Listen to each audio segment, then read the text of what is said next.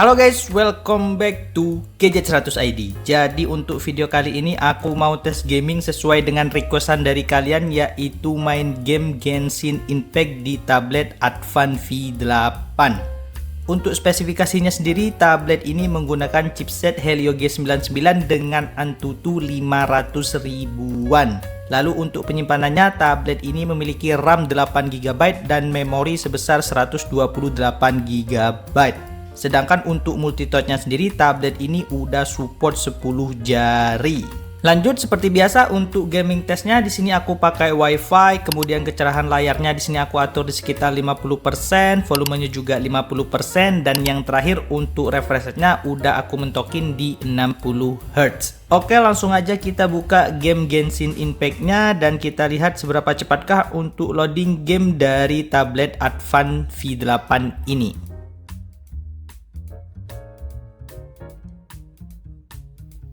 Ya, dan ternyata untuk loadingnya sendiri tablet ini cuma membutuhkan waktu sekitar 2 menit aja. Jadi bisa dibilang untuk loadingnya ini termasuk yang normal guys. Soalnya game Genshin Impact ini adalah salah satu game yang paling berat. Lanjut pada bagian settingan grafiknya, di tablet ini udah aku setting ke settingan paling tinggi dan ini udah mentok. Jadi untuk performanya nanti bisa dibilang itu udah paling rata kanan.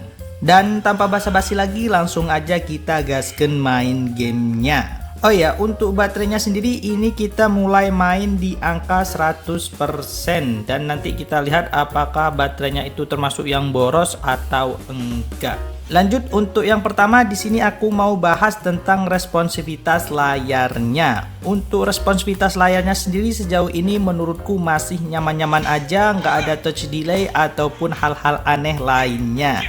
Jadi bagi kalian user face hand di luar sana yang suka gebuk-gebukan sama monster, menurutku untuk layarnya ini masih cukup responsif. Kemudian dari segi rendering grafik, tablet ini juga masih aman, belum terlihat glitch ataupun sejenisnya.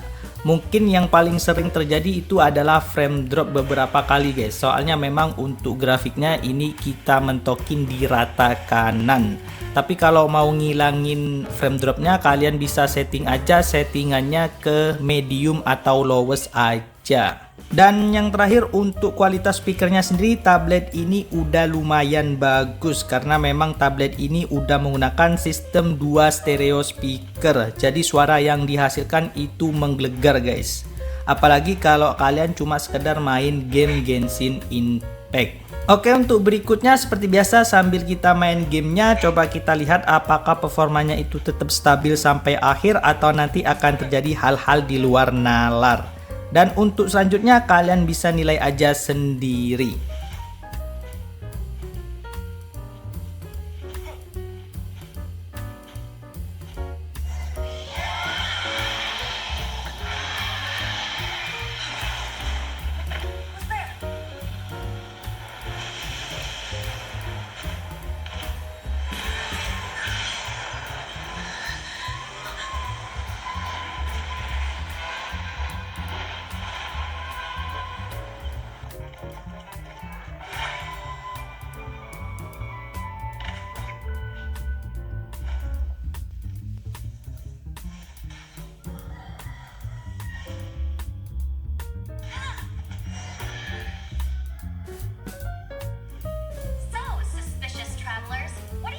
Mondstadt. These monsters have been getting too close to the city recently. My task this time is to clear out their camp.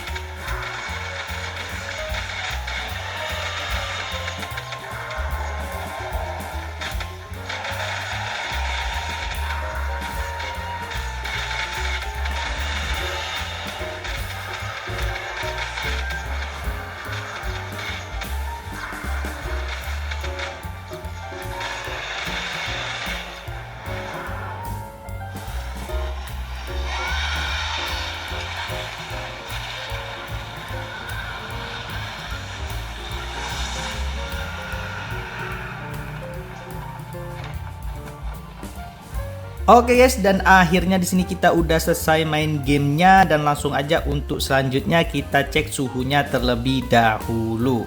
Untuk yang pertama, suhu layarnya ini berada di angka 35 derajat Celcius. Kemudian untuk suhu baterainya juga berada di angka 35 derajat Celcius. Dan yang terakhir untuk suhu mesinnya ini berada di angka 38 derajat Celcius. Jadi bisa dibilang untuk suhunya ini masih dalam batas normal.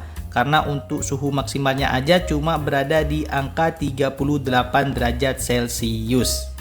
Lalu untuk skor rata-rata FPS-nya sendiri, tablet ini stabil di angka 20 FPS dengan FPS tertinggi mentok di angka 60 FPS.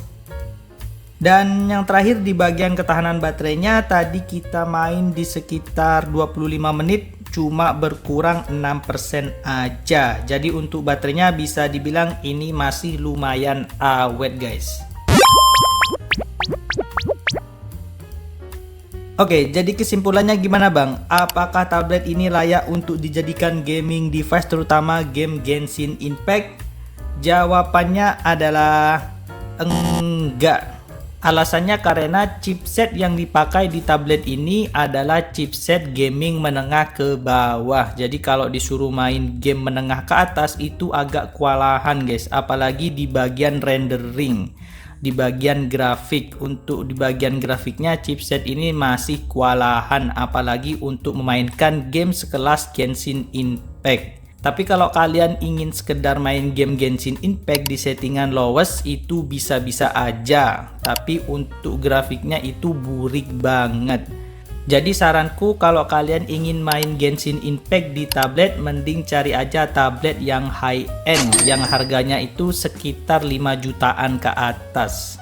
Oke, mungkin itu aja informasi yang dapat aku sampaikan di video kali ini. Kalau kalian ada kritik, saran atau request bisa tulis di kolom komentar.